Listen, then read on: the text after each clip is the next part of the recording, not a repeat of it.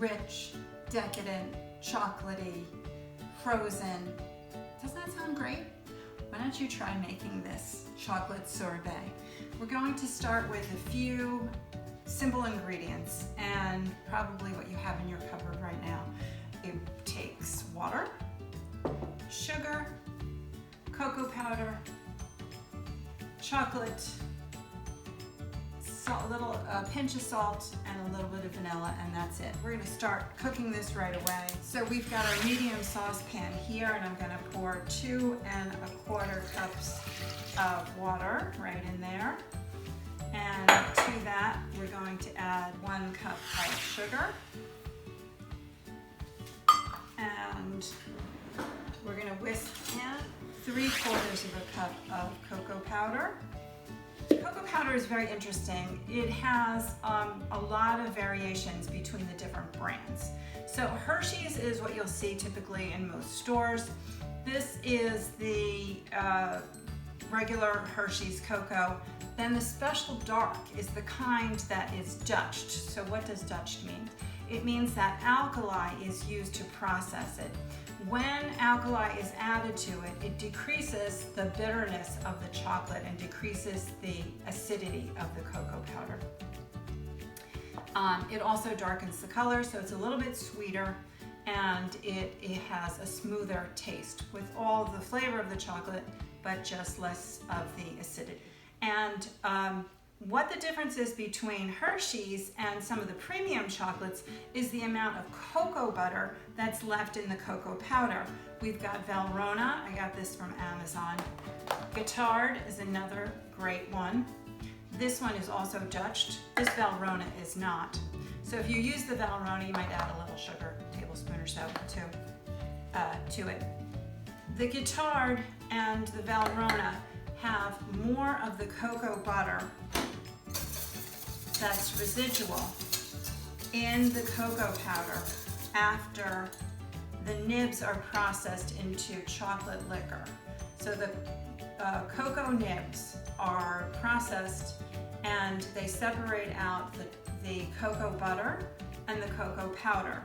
And the more gourmet chocolates have more of the cocoa butter left in them, so you get a richer flavor. We're going to whisk that together. And while that is heating up, I'm going to talk about the chocolate. We're going to give that a stir every once in a while. And so let's go on to the chocolate. So this chocolate from Trader Joe's says that it's 54% minimum cocoa solids. Okay, that's good. That's going to be improvement on chocolate chips. Chocolate chips have additives in them so that they keep their shape when they're baked. And we don't need that for this recipe. We want things without additives. I also like the bars of chocolate. You can get Lindt or Guittard or Ghirardelli chocolate. Those are all good. All right, so if you have a bar of chocolate, like I do here, we're going to use about a cup of chocolate. If you don't have a scale like I do, no worries, 6 ounces of chocolate. But if you have a bar, you can break it up and you can see what 6 ounces is just by breaking it up on the squares. I like to use a large serrated blade knife, bread knife, because it really chops up the chocolate easily and it makes it into nice fine flakes like this, and then it will melt really easily. All right, so I'm going to add my chocolate. And that's gonna melt right up. All right, so this is boiling. We're gonna let that go for another 20 seconds or so. So this is good. We're going to shut that off. It just needed to add just a pinch of salt. I'm going to add a teaspoon of vanilla extract. Now here is the place where you do not want to skimp on your ingredient. Use the pure vanilla extract because this is essentially not cooked. And the artificiality of the artificial vanillin is going to be way more apparent in an uncooked dessert like this than it would be in a cake. So in a cake you can get away with artificial flavoring at a much cheaper price. But for something like this, puddings, custard, ice cream, use real vanilla. Okay, so that's basically all you have to do with the preparation, and we're good. Then we're gonna go on to how to process it so this becomes wonderful ice cream. At this point, if you'd like your mixture to be a little lighter in texture, you can put this into a blender and mix it for about a minute. Be sure to vent the top because the mixture's warm. Okay, so we want to eat this today and have this for a fabulous dessert. So I'm just going to pour that out, and this way,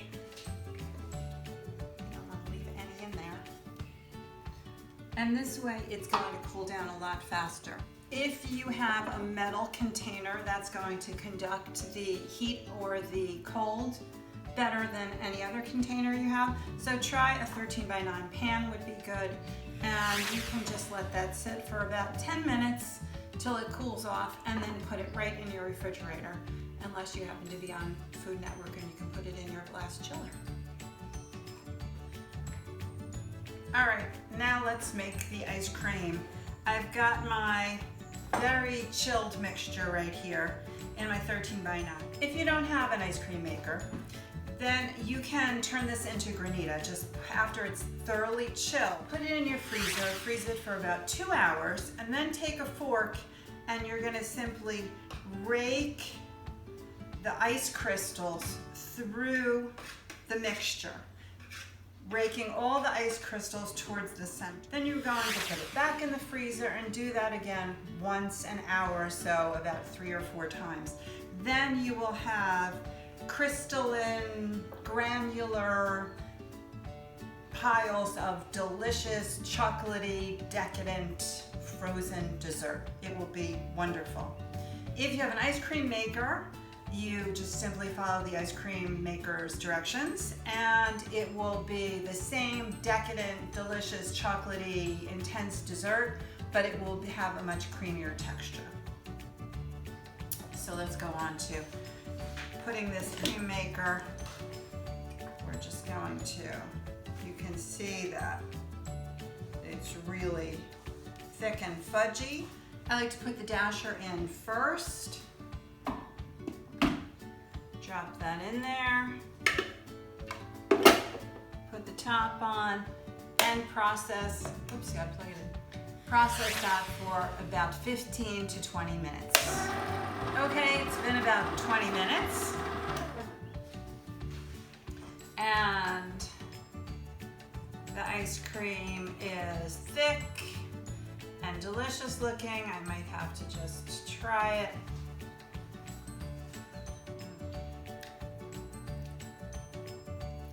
So chocolatey, so deliciously, I can't even describe it. It's just intensely chocolatey, like the best fudge ice cream you could ever have. Okay, so what can you do with this? There's so many variations that you can do. Add mint flavoring, orange extract, rum flavoring. You could add orange peel. Orange and chocolate goes together really well. Add those all in before you process. Let's see, what's the best way to do this? Just get that off of the dasher.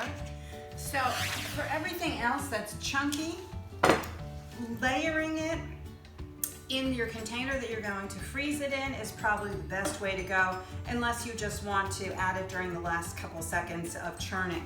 This is called honeycomb candy. And in New Zealand, it's the most popular flavor, vanilla and honeycomb candy, and it's called Hokey Pokey. I've got my clean mallet here, and oops, I thought this would be kind of fun to add that. It is a big mess.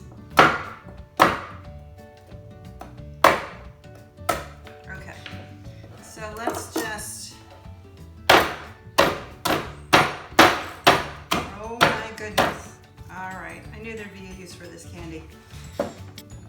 So we're going to spoon that in there, add some of the candy,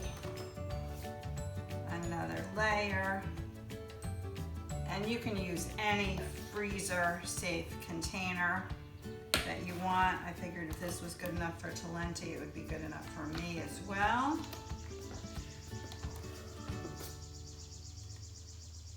And continue layering like so.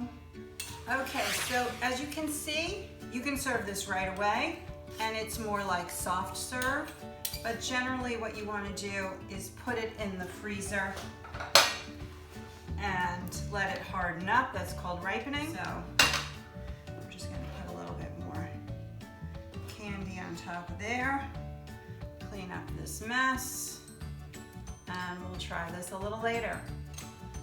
Let's have dessert, moment of truth. Here's our ice cream, and oh, it's quite soft still. Oh my goodness. Totally decadent. So maybe this will be better if you want 2 scoops? If we let this go overnight, but we're not waiting. We're gonna gild the lily a little bit. A little bit of softly whipped cream. And a cherry, maybe a little cherry sauce. There, these are Amarena cherries, imported from Italy. If you can get a hold of them, give it a try. All right, let's have a taste. My mouth is watering.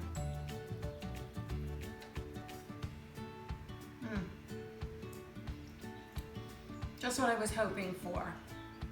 Refreshing, but really deeply, richly chocolatey, and you can definitely satisfy your chocolate craving with this dessert.